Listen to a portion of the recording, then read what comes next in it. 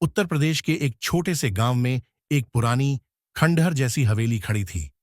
हवेली के बारे में गांव वालों के बीच कई कहानियां प्रचलित थीं, जिनमें से सबसे डरावनी थी हवेली की रहस्यमयी आवाजें और उसमें होने वाली अनजान घटनाएं। गांव का एक युवक राजेश इन कहानियों पर विश्वास नहीं करता था। उसे हमेशा से ही रहस्य और रोमांच पसंद थे। एक दिन उसने अपने दोस्तों के साथ उस हवेली को खुद जाकर देखने का निर्णय लिया। दोस्तों ने बहुत मना किया, लेकिन राजेश नहीं माना। अंततः वे उसके साथ चलने को राजी हो गए। शाम ढलते ही वे सभी दोस्त हवेली के अंदर प्रवेश करने लगे। हवेली में चारों ओर अंधेरा था और सन्नाटा छाया हुआ था। दीवारों पर जाले और फर्श पर धूल की मोटी परत जमी हुई थी। हवेली के अंदर का माहौल डरावना और भयानक था। राजेश ने अपनी टॉर्च जलाई और सभी आगे बढ़ने लगे। कुछ देर बाद उन्हें हवेली के अंदर से कुछ आवाजें सुनाई देने लगीं। वे ठिठक गए और आवाज की दिशा में देखने लगे। अचानक एक दरवाजा अपने आप खुला और वे सभी चौंक गए। राजेश ने साहस दिखाते हुए दरवाजे के पास जाकर देखा, लेकिन वहां कुछ नहीं था। फिर वे हवेली की ऊपर वाली मंजिल पर जाने लगे। सीढ़ियों पर चढ़ते समय उन्हें ऐसा लगा जैसे कोई उनका पीछा कर रहा हो। वे घबराकर तेजी से ऊपर चढ़ गए। ऊपर पहुंचते ही एक बड़ा सा कमरा दिखाई दिया, जिसमें पुरानी किताबें और तस्वीरें थीं।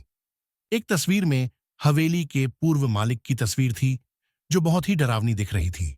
अचानक कमरे की सभी मोमबत्तियां अपने आप जल उठीं और एक तेज हवा का झोंका आया।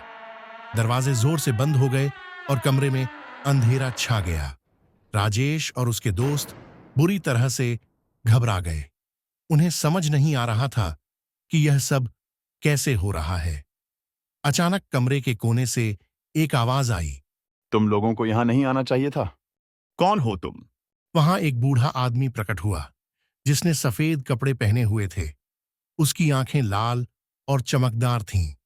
वह आदमी बोला, मैं इस हवेली का पूर्व मालिक हूं। मेरी आत्मा यहां कैद है। तुम लोगों ने मेरी शांति को भंग किया है। अब तुम यहां से नहीं जा पाओगे। राजेश और उसके दोस्तों ने हवेली से बाहर निकलने की कोशिश की, लेकिन हर दरवाजा बंद था। उन्हें चारों ओर से वही बूढ़ा आदमी दिखाई देने लगा। हवेली की दीवारें हिलने लगीं और जमीन पर दरारें पड़ने लगीं। अचानक हवेली में आग लग गई और चारों ओर धुआं फैल गया। राजेश और उसके दोस्त किसी तरह हवेली से बाहर भागने में सफल हुए, लेकिन हवेली उनके पीछे पीछे ध्वस्त हो गई। गांव के लोग वहां जमा हो गए और उन्होंने देखा कि हवेली की जगह एक बड़ा सा गड्ढा बन गया था। राजेश और उसके दोस्तों ने गांव वालों को सारी कहानी सुनाई, लेकिन कोई भी उनकी बात पर विश्वास नहीं कर पाया। उस दिन के बाद से राजेश और उसके दोस्तों ने कभी भी उस हवेली का जिक्र नहीं किया और न ही उस जगह के पास गए। लेकिन गांव में आज भी लोग उस हवेली के बारे में बातें करते हैं और कहते हैं कि वहां की आत्माएं आज भी भटकती हैं।